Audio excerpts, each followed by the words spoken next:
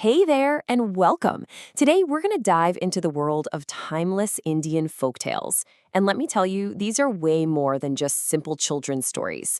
Think of them as ancient roadmaps for how to live, teaching us how to be clever, kind, and responsible. And you know what?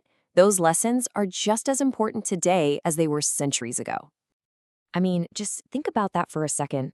What if a simple bedtime story, one you might have heard as a kid, actually held the secret to living a better life? What if it was packed with clues on how to be smarter, kinder, and just better?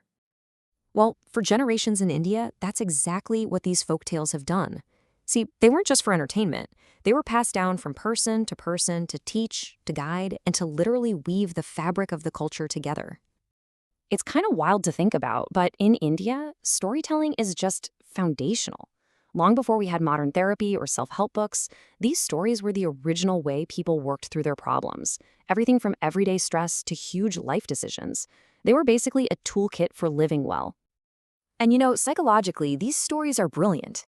They let us look at our own challenges, but from a safe distance. It's like seeing your situation play out on a stage.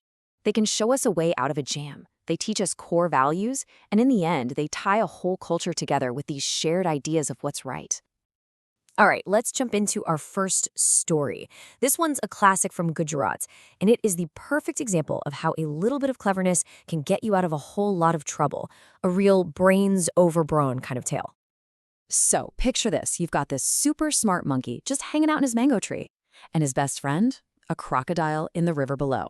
Yeah, I know. A pretty unlikely pair, right? They just spend their days chatting and sharing stories. But, here comes the drama.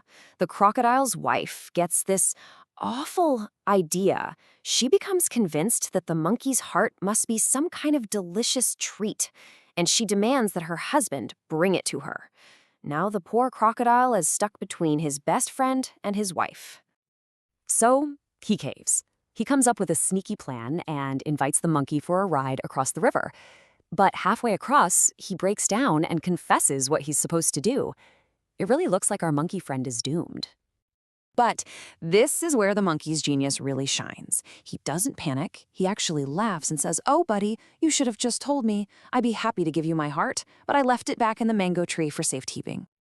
In the crocodile, he totally buys it. He swims right back to the shore, the monkey leaps up into the tree, and yeah, that friendship is definitely over. The wisdom here is just so powerful. Quick thinking is your greatest weapon. It's a great reminder that in any high-pressure situation, keeping a cool head is your best bet. Okay, so that was a story all about wits. Now let's switch gears to a tale of wonder from Assam. This one is all about the incredible power of a kind heart.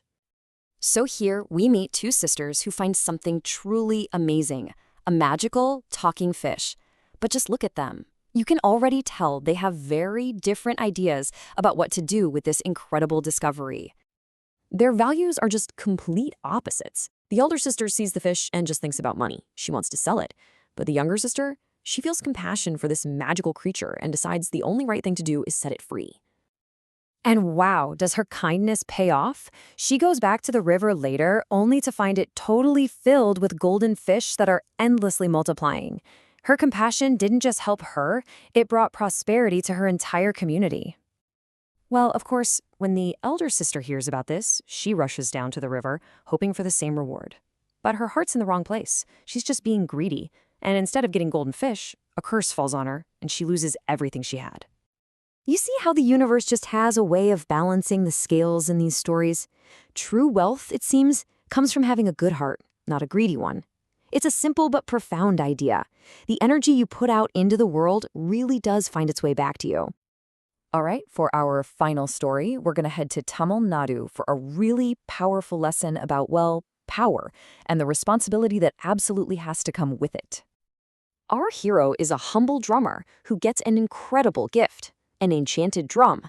And get this, with every single beat, an army of phantom warriors appears, ready to obey his every command. All of a sudden, he holds this immense power in his hands. At first, he uses this new power for good, protecting his village and becoming a hero. He gets wealth, fame, respect, the whole shebang. But then, pride starts to creep in. He starts using the drum for his own selfish reasons. And that's when the warriors, who are bound by a kind of magic of justice, just vanish, leaving him totally powerless. I mean, it's a lesson we hear everywhere, from ancient fables to modern superhero movies. Power is a double-edged sword. Use it wisely, and it can do amazing things. Abuse it, and it will destroy you. And that applies to everyone, whether you're a CEO or just the captain of a local sports team. The moment you forget who you're supposed to be serving, you risk losing the very power you hold. So, we've just heard 3 completely different stories, but each one had a really powerful lesson. It makes you wonder, why do these tales endure? What is it that gives them their lasting power? When you really boil it all down, we've uncovered 3 universal truths. Being clever is better than being strong, kindness always wins over greed, and power has to be handled with care. These aren't just morals for kids, these are essential principles for life. And this brings us right back to the core idea. These stories, they act like a mirror. They let us see ourselves, our flaws, our potential, everything, but from a safe, imaginative distance. And that right there is their true magic. So, that leaves us with one final thought. We all have stories that have shaped us, right? Whether it's from a grandparent, a book, or a movie. So I'll ask you, what's a timeless story that has helped make you who you are today?